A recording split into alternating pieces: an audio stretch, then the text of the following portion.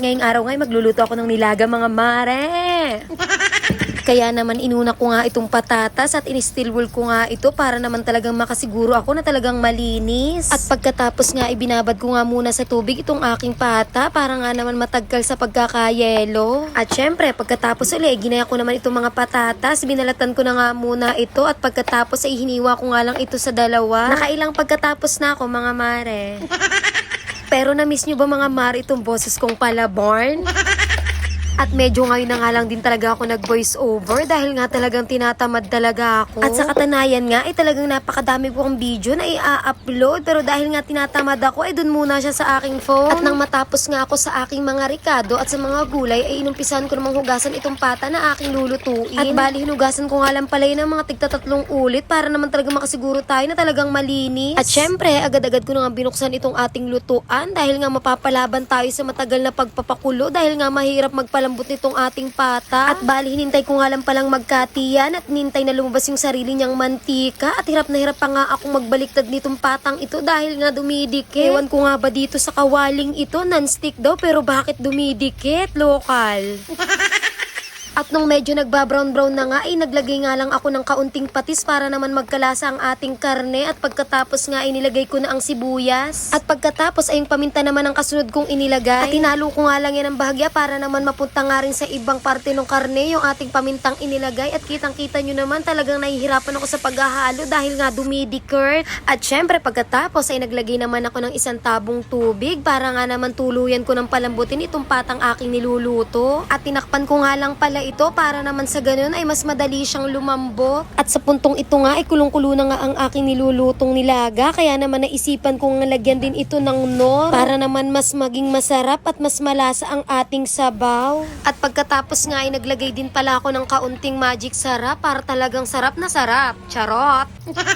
At pagkalipas nga lang ng ilang minutong pagpapakulo ay isinunod ko na nga ding ilagay ang mga patatas. At isinunod ko na nga din pala ang ating siling pangsigang kahit hindi naman sinigang itong ating niluluto. Dahil nga pampabango yan mga mare, yung siling yan, nakakadagdag bango yan sa ating mga niluluto. At syempre pagkatapos uli, isinunod ko na nga pala itong ating repolyo. At bali isang repolyo nga lang pala ang nilahok natin dyan dahil nga napakamahal ng gulay ngayon mga mare. At buti na nga lang talaga ngayong araw nga ay nagpunta dito ang aming kaibigan na electrician. Ay kako ay pagkatapos nga niyang gumawa nung pinapagawa ni Ali na electric pan, ay samahan nga ako doon sa may binutas. Dahil nga wala nga akong mabiling gulay dito sa malapit, ay sabi ng kapatid ni Ali ay doon daw may nabibiling mga gulay dahil para nga daw doon maliit na palengke. Dahil nga ayaw ko nga magluto kapag wala nga ang sahog na gulay dahil nga parang malungkot siyang kainin. At bali tinikman ko nga lang ito ng bahagya at pagkatapos nga ipinatay ko na nga itong apoy dahil nga luto na. Ayoko namang i-overcook yung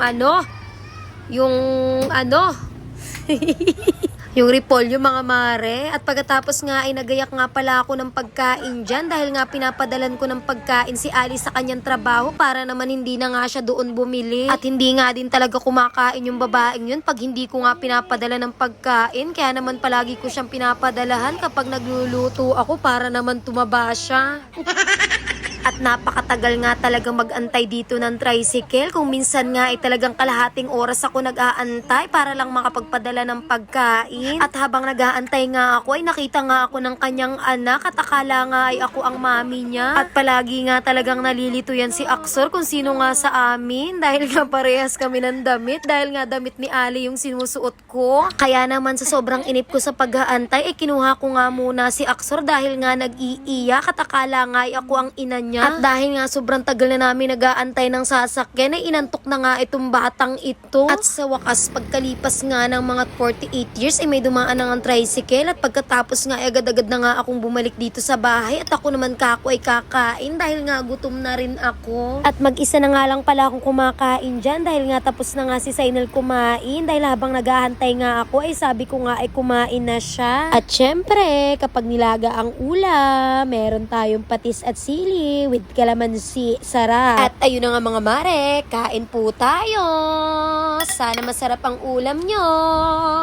At talagang nagkamay nga ako dyan sa pagkain dahil nga kapag ganitong may mga sausawan talaga, ay hindi nga pwedeng hindi talaga magkakamay. At pagkatapos ko nga kumain, ay bigla namang nagchat itong aking kakilala na umuwi nga raw ako ng bayan at mag-abyad na nga daw ako ng mga dapat kong abyarin. Kaya naman agad-agad na nga akong naligo at nagbihis para naman ako ay matapos ako ng maaga. Dito nga pala ako pumunta mga mare sa ETC dahil nga dito nga ako kukuha ng aking kailangan. At pagkatiting-dating ko nga dito ay talagang napakalaki na nga ng pagbabago dito sa school na aking pinasukan. Dahil sa katunayan nga ay yung room nga namin dati ay wala na nga, giniba na. At hindi nga pala ako natagalan dito. Siguro nga ay mga 30 minutes lang ako ay nakuha ko na nga yung aking kailangan. At sa kasamang palad pa nga, inabot pa nga ako ng ulan. Hindi nga ako natagalan sa pagkuha ng kailangan ko. Natagalan naman ako sa ulan. At yan nga yung sinasabi ko sa inyo na dati naming room, wala na, giniba na. At yun lang, bye-bye! Ingat kayo palagi!